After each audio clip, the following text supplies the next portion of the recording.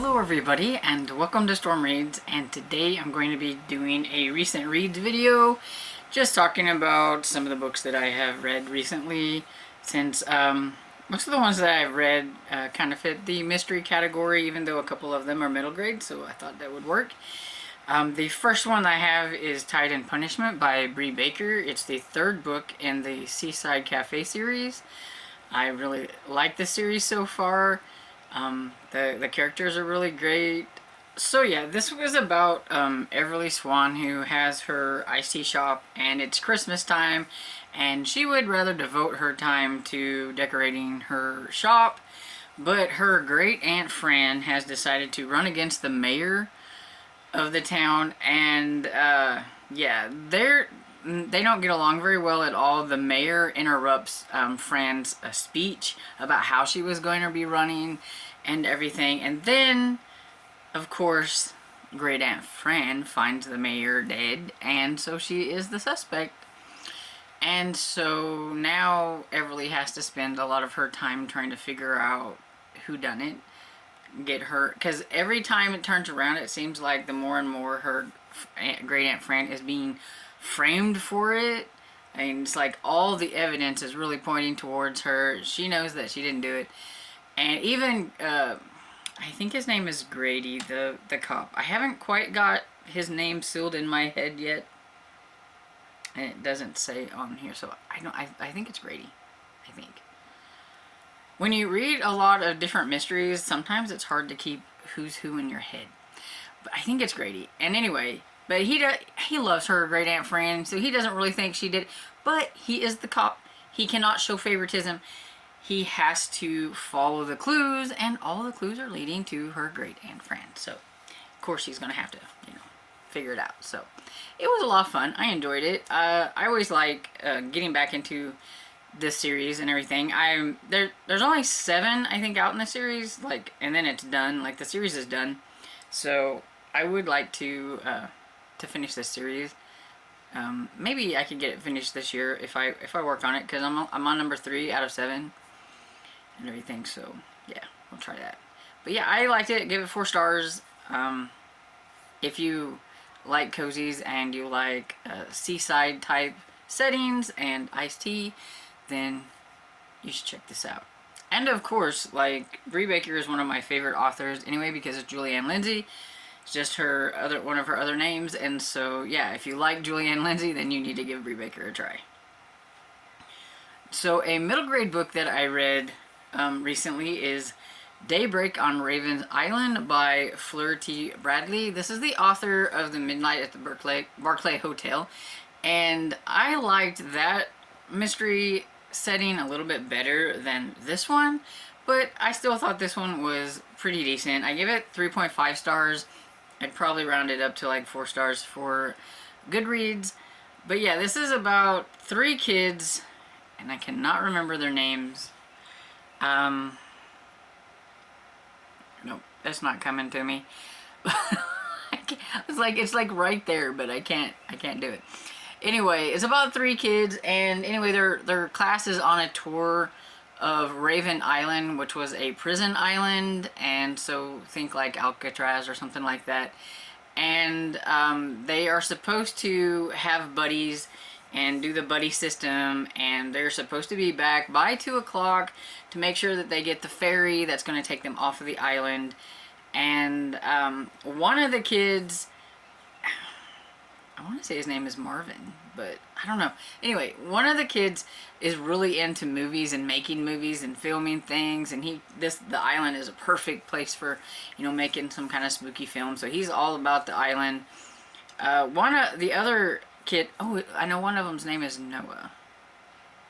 Okay, it's gonna bug me. I'm gonna have to look it up. Ha!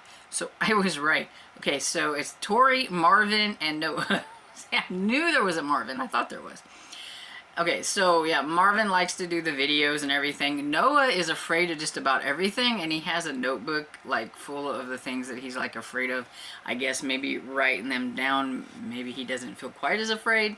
But yeah, and then Tori She is having a lot of problems right now because her brother is in jail and they can't get him out of jail because they don't have the resources to get him out of jail, even though he was somewhat of an innocent bystander, though he shouldn't have been hanging around the kids that he was hanging around with. And so you got three very different kids, and Tori and Marvin get buddied up together, and Noah, who is the new kid, nobody buddied up with him, and so he got stuck with the teacher. The teacher seemed to be very, like, I don't know, head in the clouds or whatever, doesn't really pay attention to the fact that he's supposed to be like Noah's buddy, and he's like, you know, just go over there and be buddies with such and such. Well, Noah didn't want to be buddies with them, and he saw Marvin and Tori, and he's like, can I go be buddies with them? And he's like, yeah, whatever. So he goes over and attaches himself to Tori and Marvin, and they kind of go and view the island and everything. They're all supposed to be back at a certain time, and they're on their way back, and they see some strange things, and it's supposed to be kind of a haunted island. Of course, you know, with all the prisoners and things that were there and the things that happened and stuff, a lot of ghosty things are always surrounding prisons and stuff like that. And they see a few things that are a little bit suspect and seem like they could be kind of spooky ghost type things. Well, Marvin's all excited about this kind of stuff, and so he's trying to devise a plan to sneak back off of the ferry. Well, he does that. Well, Tori is supposed to be his buddy, and so is Noah, and they're trying to get him back on the ferry, but he gets off because he's wanting to stay on the island overnight, because once the ferry's left, there's not another ferry until the next day. And so that's what happens to them. They get stranded on the island, and a bunch of strange things start to happen, and they meet some ghost hunters, because there are some, of course, ghost hunters on the island. And it seems like nobody seems to really, you know, think much of the fact that there are 3 middle grade kids, so probably around 11 or 12, on the island by themselves. Oh, well, we forgot, we didn't get on the ferry, we missed the ferry, and now there's nothing we can do. I mean, even when they go to the main house, like the lady who runs the house or whatever, she's like aggravated that they're there, and she like puts them in the room and tries to like lock them in there, but of course, like, they're kids, and so that's not going to work.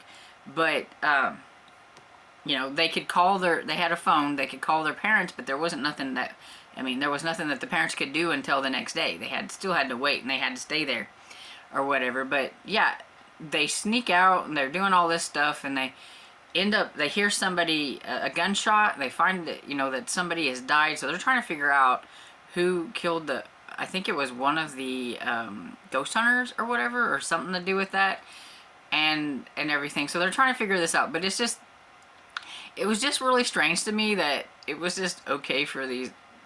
I mean, they weren't watched very well, and I mean, I know they're not supposed to be there, but even like the ghost hunters, like, they would just talk to him like, you know, hey, and everything, you need to stay away from our stuff while we're doing this. But it didn't seem to bother them that there's like these kids walking around in the middle of the night. And so I thought that was a little strange, but overall, it was an interesting story. It was interesting to see like who was the ghosts were, and like the mystery. And a lot of it was they were trying to figure out the mystery of what happened to, I think there were 3 prisoners who escaped. Did they really escape, or did something happen to them before they escaped? They seen like what looks like maybe a scene from them escaping, and did it have something to do with the person who ran the prison at the time and all that stuff? So and of course the lady who run the place, she kind of have ulterior motives on why she wasn't that particularly put out by having kids on the island, because it seems like kids are the only ones that can see ghosts. But yeah, you know, it was cute. Like I said, it was 3.5. I liked Midnight at the Barclay Hotel better, but this one was still an entertaining enough read. And so I think if you like the other one, you would like this one too.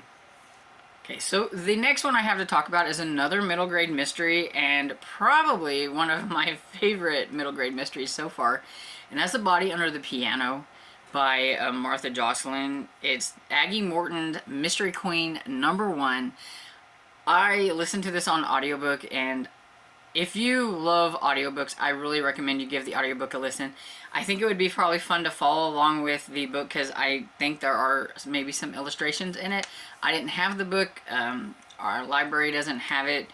And I just, got the audiobook because I really wanted to read it. And the audiobook, the narrator, and I don't remember who the narrator is. Let me look it up. Okay, so the narrator is Sarah English, and she does an absolutely fantastic job because, okay, so Aggie Morton is technically supposed to be like a young Agatha Christie, and so she meets another young boy there and becomes friends with him, and his name is Hector Poirot, and of course he is from Belgium, and he's being he's been put with some people, and he's waiting for his family to be able to come over here because it is during that time period, I guess, where a lot of Belgians were trying to escape, during the war maybe or something like that, and everything. And so yeah, so he has this cute little Belgian accent, and she does a really good job with giving him this accent that reminds you a lot of Hercule Poirot and everything. So I thought it was funny and cute that young Agatha Christie has a young friend who is named after one of her main characters in her books or whatever it is. And so that was a lot of fun. And so just having that narration, it was just great. It just raised the bar pretty high, and I gave this 5 stars. It was just a lot of fun. Having Aggie and Hector trying to figure out what happened to the lady that was found underneath the piano. So it wasn't like anything horrible and graphic or anything like that, but they found this lady, and they had heard some people talk about her and how she wasn't very nice, and even one of the ladies that they knew, and I can't remember her name, is one of the musical people or whatever, it was her aunt, I think, or mother aunt or something, but she did not like her. She didn't like how she acted and everything. So she was a suspect, but they just really didn't think that she did it and everything. So, they're trying to figure out what exactly happened and everything. And it was just a load of fun. I really, really liked it. I listened to it in one day because it was so cute, and I just wanted to know what happened. And so, yeah, I sped through it. It was a lot of fun. I cannot wait to, listen to the next one. I may have to grab that one for middle grade May whenever we do that. But yeah, it was a lot cute. It was really cute. What was I gonna say? Oh, like some other people that have mentioned, I really hope that she ends up meeting somebody named Jane, because that would be a lot of fun for her to have Hector and Jane, for Jane Marple and things. That would be a lot of fun. Or to meet a Tommy or something like that, because they have the Tommy and Tuppence. That would be fun. But yeah, I cannot wait. Like I said, I cannot wait for the next one. So yeah, moving on. Next book is Murder on Morningside Heights by Victoria Thompson, and I enjoyed this one. There were aspects of this mystery and what it involves that I wasn't a huge fan of, which is just me. I just didn't really care for some of the stuff. But overall, figuring out who done it and everything, the mystery was fine. It was just the contents of the mystery that wasn't for me. But I always enjoy Sarah and Frank and the gang. I've decided to include this as an ensemble. I don't think it's about just Sarah, because now we have Sarah and Frank, and I don't think it's just about Sarah and Frank, because her whole little community gets involved, because she's got Maeve, who takes care of, is it Catherine, I think, which is her adopted daughter, and they're always getting involved in things. And then you have the one guy that was he was a policeman, but now he's working with Frank. And you got all of them in there, and they're always helping solve the mystery, so it's no longer feels like it's just one sleuth. You've got all of them, so it's kind of got an ensemble cast, and it's just always a lot of fun being back with all of them. Maeve and the little police officer guy whose name is escaped me, which is aggravating. I know it starts with like a G or something like that, but I just cannot think of it. But it's fun watching them because they like each other, but nobody's made like a move or anything. And even like Sarah and Frank are like, oh my goodness, will they just somebody make a move? More Frank than anybody. Sarah thinks it's cute, but Frank's just like, you know. But yeah, so it's just a lot of fun. I always have fun being back there with the cast of characters. So me not liking like the whole like premise of the mystery didn't really bother it too much. I did give this one 4 stars instead of 5. I had given like the last like, I don't know, 3 or 4, I think 5 stars, but this one it got 4 stars, but that's okay. It's still a good one. I still really enjoy this series. I can't wait to get to the next one. And so yeah, if you like historical mysteries, you gotta give this series a try. It's great. I do believe, because of some things that has happened, it has moved up to the #1 spot on my favorites, and my favorite has fallen down. And speaking of that series, I finished Sinister Revenge by Deanna Raybourn. This is the, I believe, the 8th book, I think, 7th or 8th book, I can never remember, in the Veronica Speedwell series. And y'all know, if you paid attention to me last year ranting about the fact that I wasn't a huge fan of that one, and for the first time last year was the first year that this series has fallen off of my favorites for the year, because normally I give this series 5 stars. Last year I gave that one 4 stars because I did not like what the author did with the characters. I could tell halfway through the series, the book, that it wasn't going to go how I wanted it to go, and I did not like it. I didn't really care for the mystery. So I was hoping for a big reconciliation with this one, but all I got was Veronica just being, I didn't like her attitude. I don't think you could give a historical character a modern feminist take on relationships in a historical setting. It doesn't work. I don't mind, and I'm definitely not what I would consider a modern feminist. I don't mind independent women in my historicals. I don't mind that, and I love Veronica. I liked her the way she was, but in this one, just the way she like thought about what Stoker should do to like mend things or whatever it is, it's like, no, you broke it, you can fix it, and if you're gonna treat him like that, just go somewhere else. By this time, I think Stoker deserves somebody else besides Veronica. I just didn't like her in this one, and that's my own opinion. I know a lot of people have really enjoyed this one, but I didn't like her attitude in this. And then she has to be the one that solves the mystery or whatever it is, and she's going to show those 2 guys because she's with Tiberius, which is Stoker's brother, and everything. Because basically it's about Tiberius has they were called the 7 Sinners. They were friends of his. Well, 2 of them had died. He thinks they're murdered. He thinks he's going to be the next one targeted. And it has to do with this guy, Lorenzo, who died when they were younger, and thinks that somebody's trying to exact revenge. So Stoker and Veronica have to kind of put their things aside and try to help Tiberius and solve this mystery. But there wasn't any mystery until like the close to the end when somebody else dies. And that was about 60% in. And so all I got was Veronica being bullheaded and making me mad. And then, you know, I thought it was funny whenever she tries to woo him or whatever, thinking that she could just flaunt her feminine wiles in front of him and he was gonna bow down and everything. And he just kind of pushed her off and was like, nope, I don't think so. And kind of laughs at her and shuts the door. I thought that was funny.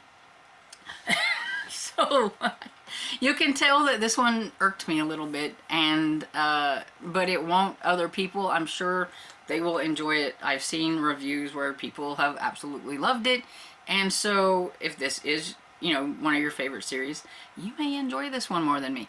But for the first time, this one gets 3.5 stars. I may give it 4 stars on Goodreads, but yeah, it has definitely fell off its pedestal and is no longer my favorite series, like at the top. I still will check out another one if another one comes out, but I could be done with it. It could just stop right now. If this is either going to make Veronica from here on out, I don't like it. My favorite character in this whole thing was Merryweather, which is Stoker's younger brother, who is the vicar. He had some really funny moments, and he is adorable. And note to the author, give him a companion novel where he can find him a feisty young woman, because I think that would be a lot of fun, because he's just adorable. But yeah, so this one just, you know, it had its moments, and I really liked, I think I liked about the last 20%, mostly. That's where it really ramped up with the whole mystery and finding out who done it. And it was interesting to see that Tiberius actually has a heart, and that Stoker actually feels for his brother and doesn't want his brother to die, because throughout this whole thing you really get this whole they may like each other because they're siblings, but they don't necessarily like each other, and the way they show love to each other is fisticuffs, because they, like, you know, fight each other all the time. But this one, you actually got to see that they actually do have a heart for each other, and so I did enjoy that aspects of it. But yeah, other than that, and yeah, I knew this would get ranty if I talked about it, because I really didn't like it. And I'm trying to be nice too, because like I said, there are things that I did like about it, but yeah, it can get me going. Anyway, so like I said, 3.5 stars and 4 on Goodreads, maybe, if I'm feeling nice. And so yeah, that's everything that I have recently read that I'm going to talk about. And let me know what you thought of any of the books that I have read recently. Did you read A Sinister Revenge? What did you think? You may have liked it a lot more than me. I would like to know down in the comments. If you've read any of the other books, let me know. Just don't do you know, spoilers or anything like that. I was trying to do really well without giving a spoiler when I was ranting.